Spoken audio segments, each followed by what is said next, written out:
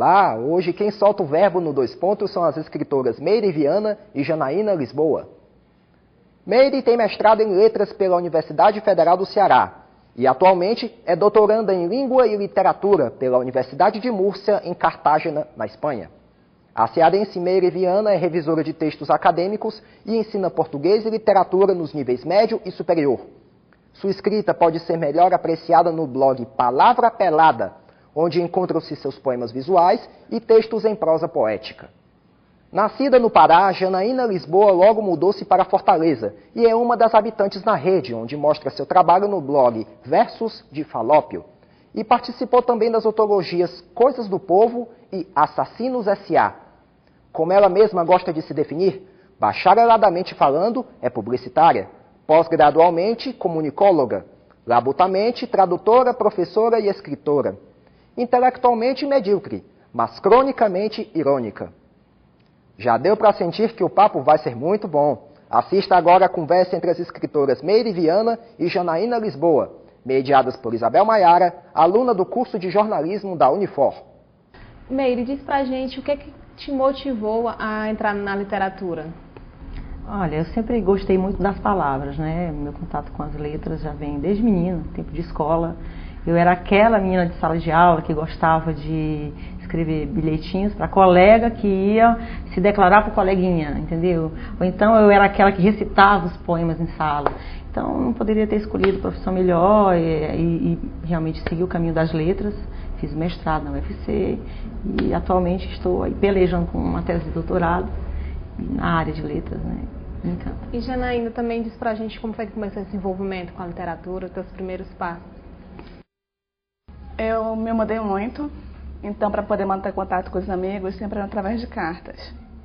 Então acho que daí eu passei a escrever crônicas, que sempre foi relatar o meu dia a dia. E quando eu comecei a escrever, os amigos, fala mais, e começaram a ler para os outros amigos. Os amigos que eu não conhecia começaram a me escrever, para poder escrever para eles também. E foi desse jeito. Uma corrente, né? Uma corrente de cartas com pessoas que eu não conhecia. Meire, você é estudiosa em movimentos literários, né? Conta pra gente o que isso tem influenciado nos teus poemas, na tua escrita. Desde na época do mestrado, na UFC, eu sempre gostei da literatura contemporânea, né? Particularmente na dissertação que eu defendi na época, já tem um tempinho, foi sobre o romance dos anos 70. E dentro desse mundo contemporâneo, eu sempre gostei de trabalhar, centrar, focar na figura do anti-herói. Conta mais pra gente como foi assim. Um trabalho riquíssimo, né, em cima de um romance chamado Em Câmera Lenta, do Renato Tapajós. Um trabalho, inclusive, que mexe muito com a linguagem cinematográfica, a narrativa é toda fragmentada. Mas, assim, a partir desse gosto pela literatura contemporânea, na verdade, assim, em termos de escrita, do que eu gosto de escrever, eu optei pela poética, pela prosa poética, né? Escrevi poemas, assim, ao longo da minha juventude e tudo mais, só que hoje o meu grande barato é a prosa poética, mexer com os poetas contemporâneos também, particularmente o pessoal dos anos 70, os poetas marginais. Mas o que é que te influenciou mais a escrever esse gênero? Eu acredito assim, que nós bebemos em alguma fonte, né? Não existe nada novo na literatura, nada que você possa dizer assim, eu criei, eu renovei. Eu sou meio assim, crítica. E tenho quebrado a cabeça assim, com alguns estilos literários e o meu momento agora é a prosa poética. E eu bebi na fonte dos poetas dos anos 70. Gosto muito desse pessoal. Leminski, Torquato Neto, o Ali Salomão. Entendeu? Eu gosto demais e é o caminho, né? Tomei a liberdade quase poética de uma quase licença tomada de assalto num rompante expressionista ao sentir a relevanciância de estar só no mundo. E sozinha inverto, converto, invento o verbo, solto à moda de língua ferina, mas sou calma como o mar revolto. A multidão cresce na solidão de mim e sem juízo surto no tempo impreciso do quando. O que passou por trás de mim fechou-se, deu as costas, feito um cerrar, sem fim de portas, bateu asas, voou até não mais vir.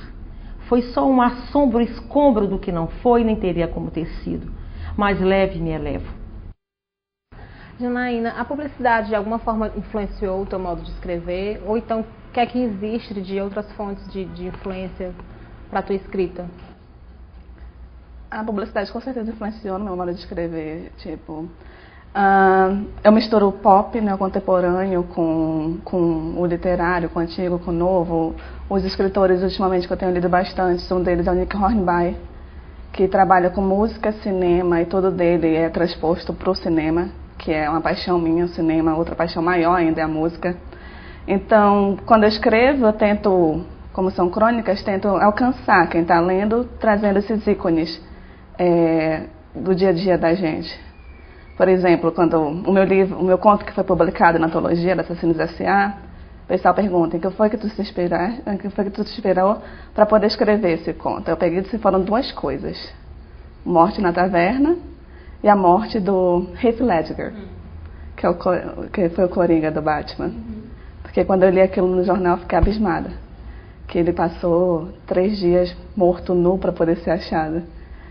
E aí eu peguei também, como ela fala, bebi da fonte da Morte na Taverna também, ou da Noite na Taverna, para poder escrever. Depois de algum tempo, sua caixa torácica virara um baú. Toque, toque. Não era oco, estava apenas repleta de coisas não ditas e promessas quebradas. Resolveu retirá-lo do fundo do peito. É incrível o peso que as coisas vazias têm. Abriu e que engraçado. Vi um saquinho de sementes de raiva e um papel onde estavam listados inúmeros motivos. Mas a ira, para alguém sensato, é um terreno que precisa de um longo tempo de preparação. Sofreguidão, sequidão, tormentos e negligência. Passou dias alisando aquele terreno pedregoso. Pegou a enxada para plantar as sementes. De súbito, rasgou o saco e engoliu todas as sementes. Cada uma delas, uma por uma. Eu gosto muito da literatura que parece falar, do Guimarães Rosa. Tá para mim no topo do Olimpo literário. E é uma coisa que eu falo para ela, que eu amo o barro, odeio ele, porque eu queria me inspirar nele, mas eu sei também que eu nunca vou alcançar, então também é um sonho assim meio que impossível.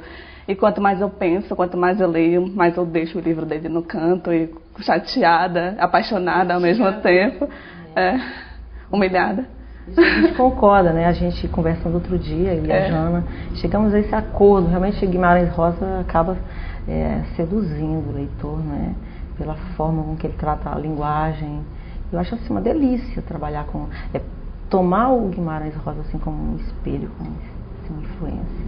Tanto como eu estava falando com ela sobre Guimarães Rosa, quando a gente não entende alguma coisa que ele fala, lê em voz alta. De tão falada que é a literatura dele. Isso. Pronto. Interessante isso aí também que ela falou, porque a questão por exemplo, a minha poesia, a minha prosa poética, uma coisa é o texto escrito, outra coisa é dramatizar. Eu gosto de trabalhar assim, em sala de aula, eu dou vida às palavras, entendeu? E a retórica, eu acho que ela está bem presente assim na minha poesia. Eu acho isso um caminho também que tem a ver um pouco assim, olhando para trás, né, com essas fontes todas, né, Guimarães Rosa e os poetas malditos. Meire, você acabou de dizer que tem algumas coisas que tem receio de publicar, e que tem algumas ainda que está aí já no gatilho, né?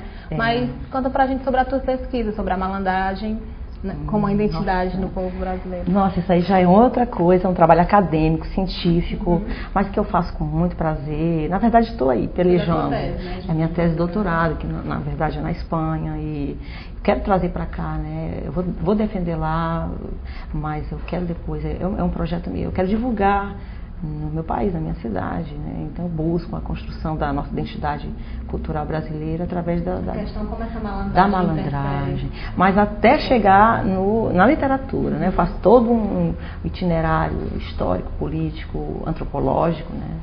Tem grandes feras aí que realmente trabalharam a questão da identidade, até chegar na malandragem através do romance do Jorge Amado, Los Pastores de la Noche. Na verdade, eu estou me debruçando a estudar em espanhol e escrever em espanhol, então eu peguei o livro, por acaso, um sebo lá na Espanha, e é esse o romance. Eu estava querendo uma coisa leve e que pudesse assim retratar uma coisa brasileira, brasileiríssima. Eu acho que seria assim um grande momento, né? Porque já que eu vou apresentar lá fora, eu quero falar de literatura brasileira.